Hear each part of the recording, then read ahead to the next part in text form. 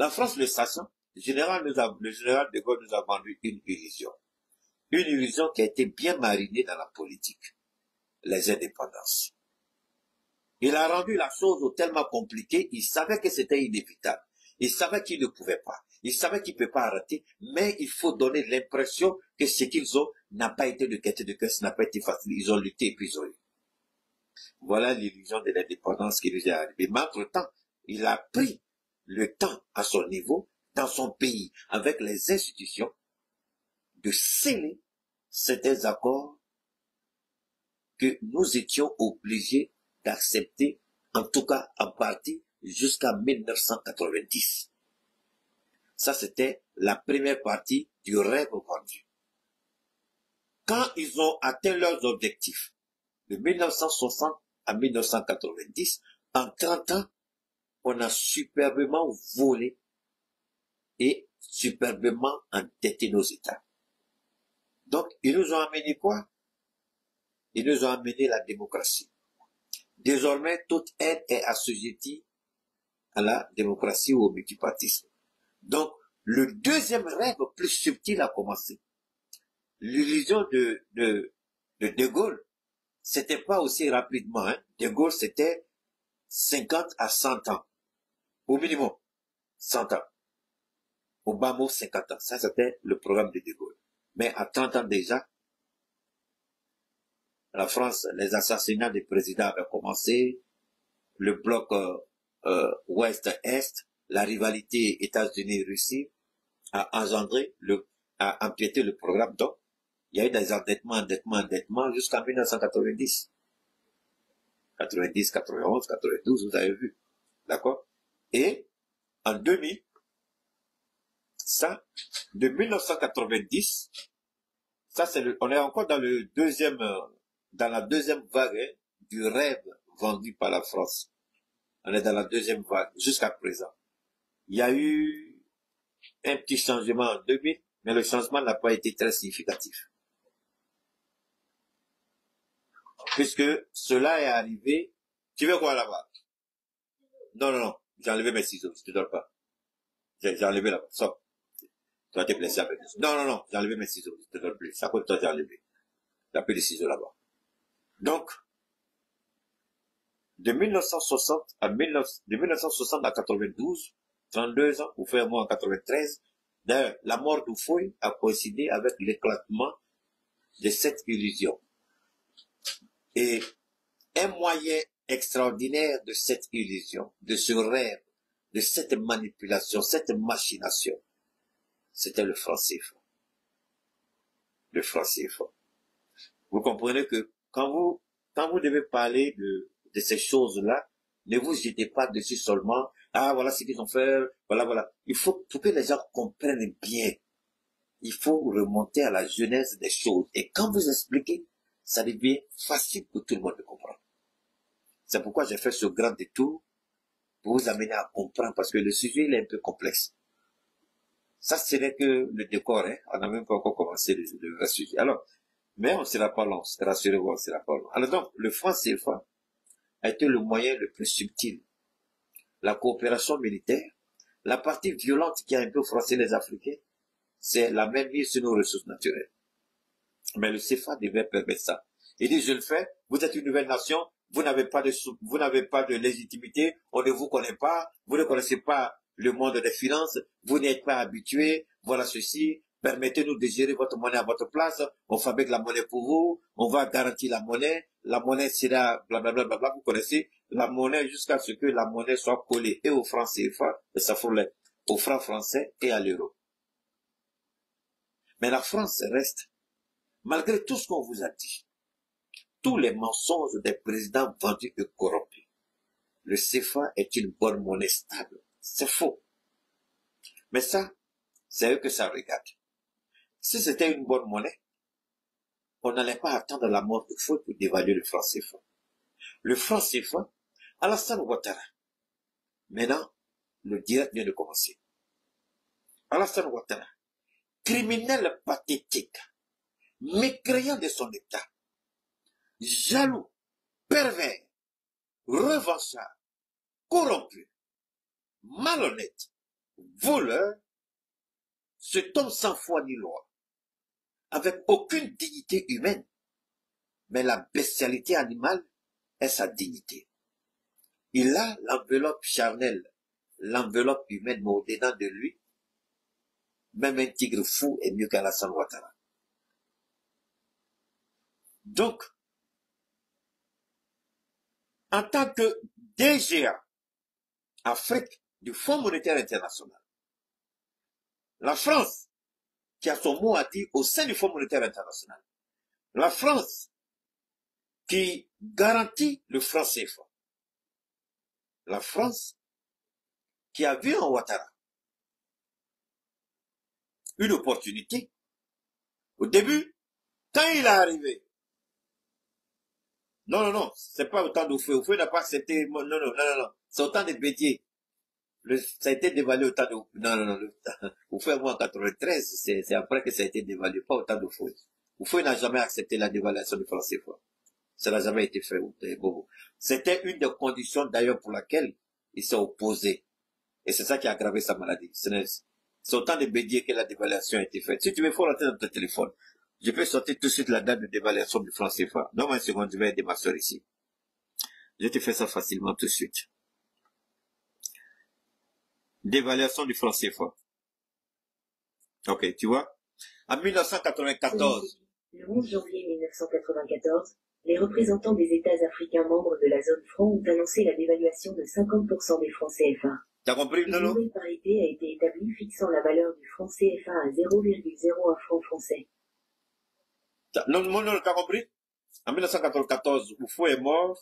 C'était le 11 janvier 1994, Oufoué est mort. Qu'on appelle le 7 août, le 7 août 1993. Parce que sa mort a été coïncidée avec la célébration de la fête d'indépendance en Côte d'Ivoire. Donc, tu vois, c'était en 93. Hein? Juste quelques mois après, quoi, ma soeur. C'est pas autant d'Oufoué. Il n'a jamais accepté ça. Donc, Alassane Ouattara met son rouleau compresseur avec ses parrains du Fonds monétaire international, qui eux arrivent à convaincre Paris que c'est dans l'intérêt des États africains.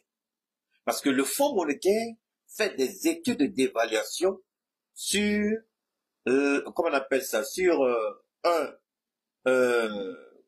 la crédibilité macroéconomique, microéconomique, sur les performances, sur, il y a plein de choses, hein.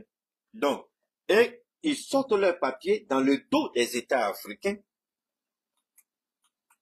Dans le dos des États africains, ils sortent un document avec la France, puisque c'est la France qui assure la parité et garantit. Donc, deux rôles.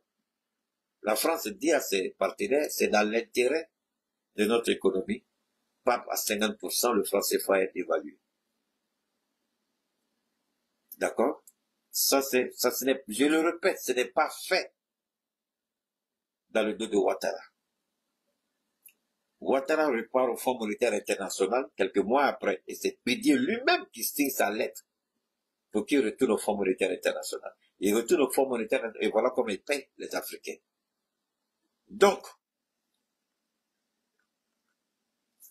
au fond, 7 décembre, ok, merci beaucoup. 7 décembre, ok, d'accord, merci beaucoup, 7 décembre, d'accord. Ah oui, c'est vrai, c'est le 7 décembre. C'était le 7 août, mais indépendance, c'était le 7, ils envoient au 7 décembre. Oui, c'est vrai. C'est le 7 décembre, merci infiniment. Alors,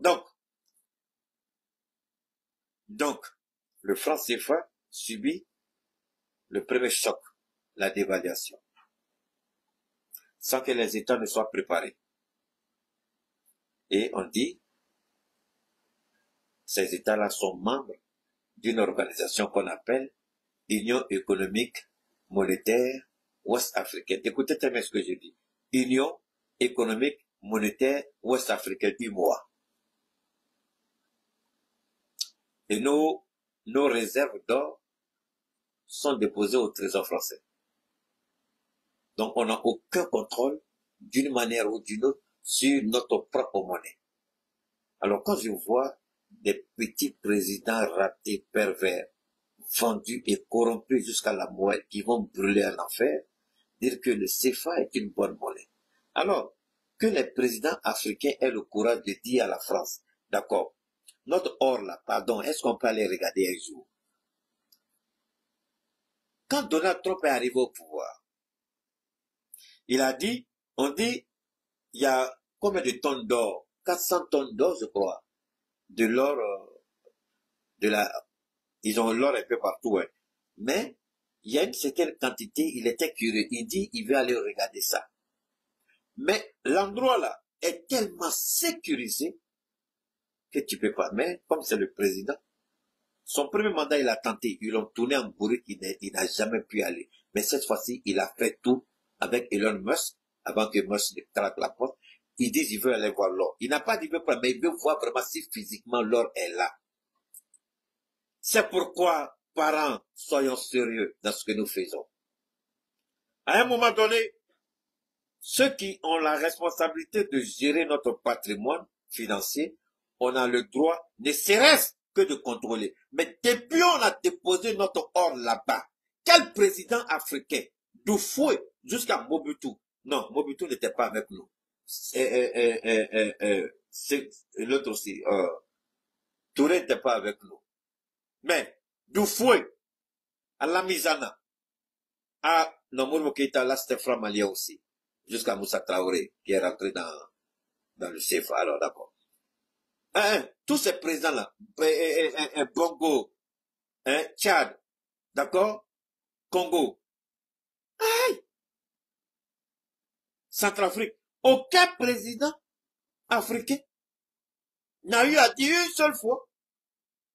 J'ai demandé au Trésor français, j'ai demandé à mon ministre de l'économie et des finances d'écrire au Trésor français, d'écrire au ministère de l'économie et de la France que je vais aller voir et vérifier physiquement l'or, notre or qu'on a déposé, l'or du Burkina, l'or du Mali, l'or du Niger, on veut aller voir si ça est là. Aucun président jusqu'aujourd'hui n'a dit ça.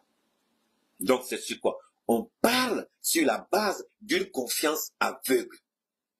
Confiance sur quelqu'un qui vous ment, qui vous trompe, qui vous menace, qui vous trahit. Ça, c'est quelle confiance?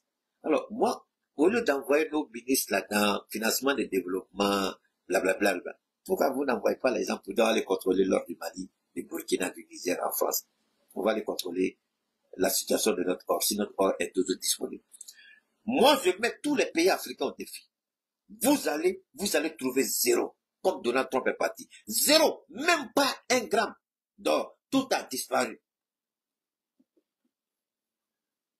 Fouetté. Ou bien, ils sont partis. L'or, combien de centaines de tonnes d'or, là, à Betourna, aux États-Unis, ils appellent Fox quelque chose comme ça, là. C'est un nom bizarre. Un coin. Je me demande, mais s'il y a quelqu'un, s'il y a un endroit sur la terre qui était sécurisé plus que ce coin-là. Attends, chérie, grand soeur chérie, attends, ça mène Anna, je vais. Attends, petit frère va parler, hein? Attendez, on a la vérité. Donald Trump est parti, hein? Zéro, comment fouille? Fouille. C'est ça qui l'a rendu fou, il est venu d'affaire les carrés plats. Fouetté. Mais en fait, c'est pas le seul. Les Américains, ils ont plusieurs endroits comme ça où ils ont stocké leur or. Mais, ce coin-là, Fox quelque chose comme ça, mais c'est un coin où il y avait plus de quantité d'or. Mais lui, il voulait vérifier. Parce qu'il dit qu'il avait les échos, que l'or a disparu, il ne croyait pas. Mais aujourd'hui, je mets Assimi Goïta au défi. Il n'a qu'à envoyer notre ministre de l'économie et des finances s'il voit 1 gramme d'or du Mali. Attends. Je mets le Niger au défi, je mets le Burkina au défi. Fouille, à te fouiller. Vous n'allez rien voir, il n'y a rien. Donc c'est pourquoi on nous dit, on n'a qu'à demander que la France n'a qu'à nous restituer. Mais la France aurait dû commencer par ça. Quand Macron dit, Fornox, merci beaucoup Moussa Traoré. Merci infiniment pour le nom. Quand Macron dit, le français va, mais celui qui veut qu'il vienne, qu'il sorte. Mais c'est pas à lui de dire à un État souverain de rentrer ou de sortir d'une union monétaire. Il est trop petit. S'il le dit déjà, cela montre à suffisance qu'il y a un malaise véritable qui est là. Ça veut dire, au lieu de dire, nous on est prêt à restituer, au lieu de dire, on est prêt à restituer votre or à tout moment. Mais c'est pas ce qu'il a dit. Celui qui veut partir n'a qu'à partir. Je vais partir pour laisser mon or, pourquoi? Mais c'est pas là que tu dois commencer, parce que c'est à cause de notre or que vous... Donc, il dit, votre or est disponible. Vous pouvez le vérifier à tout moment, l'or est là. Vous voulez prendre, venez prendre, vous partez, c'est terminé. S'il avait dit ça il y a longtemps, tous les Africains avaient déjà pris leur or. En français, zéro. France, c'est fini. Alors, je vous donne quelque chose que le monde n'est pas prêt à vous donner. Tout le monde parle, mais les gens n'ont pas cette... C'est pourquoi j'ai tout à l'heure, avant de parler, j'ai fait la différence entre apprendre l'apprentissage académique et le don de la connaissance. C'est pas la même chose. L'apprentissage académique ne vous amènera même pas sur ce terrain. Mais le don de la connaissance, le don de Dieu, vous permet de voir ça avec facilité. Et depuis les gens parlent à faire des CFA. Montrez-moi une seule personne en quelques secondes seulement. Ce qu'on vient de dire là, si on vous a dit ça. Je ne m'en vante pas, mais je suis fier de pouvoir partager ça avec vous. Vous avez besoin de ça. Je continue de parler. Donc, on continue, hein. Macron n'a jamais dit, votre or est là, venez prendre quand vous voulez. Il n'a jamais dit ça. Mais ce n'est pas aujourd'hui où la France est endettée jusqu'au cou. Même la France préfère déclarer la guerre à tout pays africain qui veut aujourd'hui parler de son or. Parce que l'or n'existe plus. Or là, ça a disparu. À Tala. À Teitouri. Notre or là, à Tei. Je répète, faites capture, envoyez partout et partagez partout dans le monde. L'or des Africains n'est plus au trésor français. Ça a disparu. Et si la France veut qu'elle porte plainte contre moi et apporte la preuve physique que c'est l'or des Africains là, ça est toujours au trésor français. On va vivre la même expérience que Donald Trump. Vous n'allez rien trouver. Il n'y a plus rien là-bas. Ils ont tout volé, ils ont tout détruit. C'est pourquoi le franc CFA, le deal de Ouattara à Macron, voilà un élément. Ouattara sait, Macron sait. Il y a longtemps, Macron aurait pu faire à Ouattara ce qu'il a fait à Christian Marc Kaboré. Il y a longtemps, Macron aurait pu faire à Alassane Ouattara ce qu'il a fait à Philippe Tshisekedi. Pourquoi il ne le fait pas? Posez-vous cette question. Pourquoi il a Madou Ouattara? Malgré les bêtises de Ouattara, malgré l'entêtement de Ouattara, Macron est dans l'obligation d'Amadou Ouattara. Parce que Ouattara sait trop de choses que Macron ne souhaiterait pas voir sur la place publique. Ouattara sait qu'aucun pays africain n'a son or encore disponible à l'état que là est la France. Il sait. Ouattara sait, Macron sait. Donc, le deal qu'ils ont, Macron prie que son mandat arrive à terme à temps. Alors, on continue toujours avec si je ne dis pas ça, vous n'allez pas comprendre pourquoi la Côte d'Ivoire aujourd'hui amène une question économique sur le terrain politique. La même Côte d'Ivoire qui a saisi nos comptes d'opération au Mali, au Niger, au Burkina. C'est la même Côte d'Ivoire qui a ordonné au gouverneur de la BCEAO de fermer nos comptes d'opération. C'est la même Côte d'Ivoire qui a dit qu'il faut former des militaires, un contingent militaire, ou en tout cas, il faut organiser une expédition militaire pour déloger Tiani de la présence nigérienne. C'est le même Alassane Ouattara. C'est le même Alassane Ouattara, et c'est le même Alassane Ouattara qui aujourd'hui s'oppose à ce que le Burkina prenne la tête de l'UBOA, Union économique monétaire ouest-africaine. Pas que le Burkina, puisque déjà, regardez l'incongruité de cette action de la Côte d'Ivoire. Le Burkina, jusqu'à aujourd'hui, occupe le poste de vice-gouverneur de la BCEAO. Ce poste-là revient au Burkina. Comme le poste de gouverneur de la BCEAO revient à la Côte d'Ivoire. Mais si vous n'avez pas remis en cause ce poste-là qui revient au Burkina, pourquoi vous opposez à ce que le ministre de l'économie et des finances prenne la présidence tournante de l'UBOA? Ça, on va développer. Vous commencez à comprendre ce qui est en jeu. Donc, Ouattara, dans un accord avec Macron, qui n'a jamais respecté en ce qui concerne l'AES, il avait juré ramener Assimi Goïta dans le giron de la France. Au lieu de cela, la France a été chassée du Mali. Il a échoué. Il a tenté une expédition militaire qui a été arrêtée net au lendemain de la fin de la Tabaski. Des mercenaires 49 ont été interpellés à l'aéroport président Modibo Keïta, Bamako-Sélo. On a vu beaucoup de choses et le président Keïta est resté ferme sur sa position jusqu'à ce qu'il y ait un jugement. Mais avec ça, ces militaires ivoiriens n'ont jamais été incarcérés, ils n'ont jamais été mis en prison. Ces militaires ivoiriens étaient traités avec respect et courtoisie, je crois bien même dans un camp de la gendarmerie. Ils étaient bien logés, ils n'avaient aucun problème. Seulement ils étaient désarmés. Passeport retiré, armes retirées. Donc ils étaient comme des civils à l'intérieur du camp. Ils avaient même commencé à avoir des amitiés, des affinités même avec certains Maliens. Rentrer même en Côte d'Ivoire, même la salle ne les regardait même plus. Et Ouattara recevait les informations que Assimi traitait tellement bien, Ouattara avait peur que ces 49-là ne se retournent contre lui. C'est pourquoi quelqu'un a dit aujourd'hui, là, cessez à voir surtout les 49-là.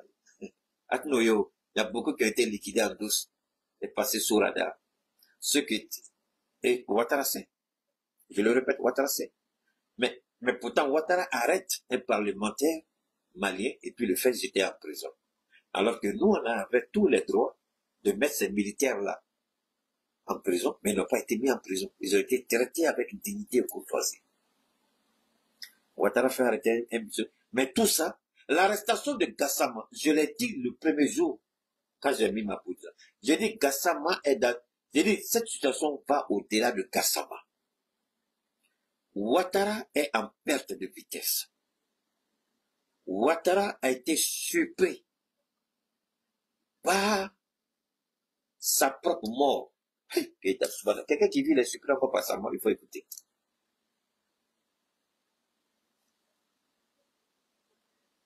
Les diagnostics des médecins ne sont pas bons pour Ouattara.